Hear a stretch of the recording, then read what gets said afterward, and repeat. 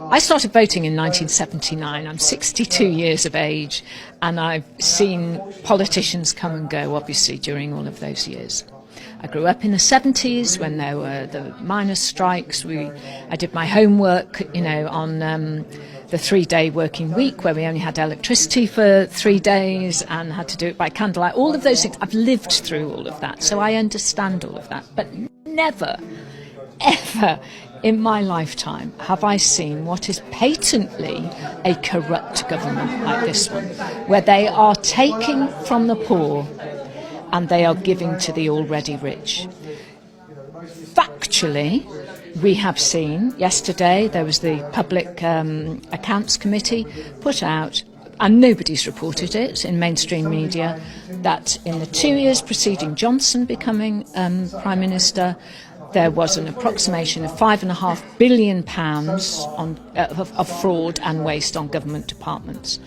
In the following 2 years, when Sunak was Chancellor, that quadrupled to £21 billion of fraud, and it's not being investigated. And this report said, not that mainstream media has reported any of it at all, people wouldn't even know it existed, because they leaked it out on the day Prince Harry was in court, again using the bad news day tactic. So they said that the HMRC is a department for concern. They said that of the £7.9 billion that went into COVID testing, £6 billion of that was given to the companies recommended by Tory MPs and ministers and peers. It goes on and on and on, and it's not being reported. I see that because I go digging for it, and then on social media I put it out to my followers.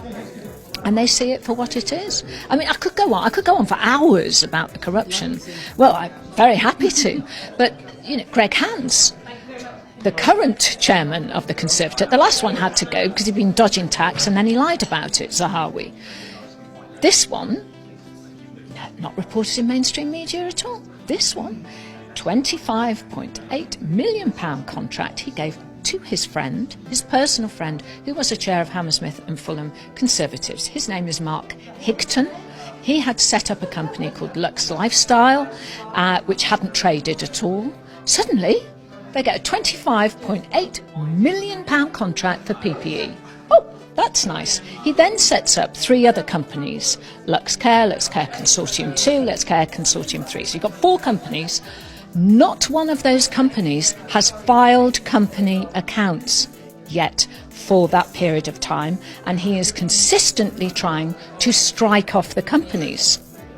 And HMRC, I believe it's HMRC, I don't know that for a fact, are saying no, we can't, refusal to strike, that's what it's called. And it's all there on Companies House, you can go and see it, everyone else can go and see it.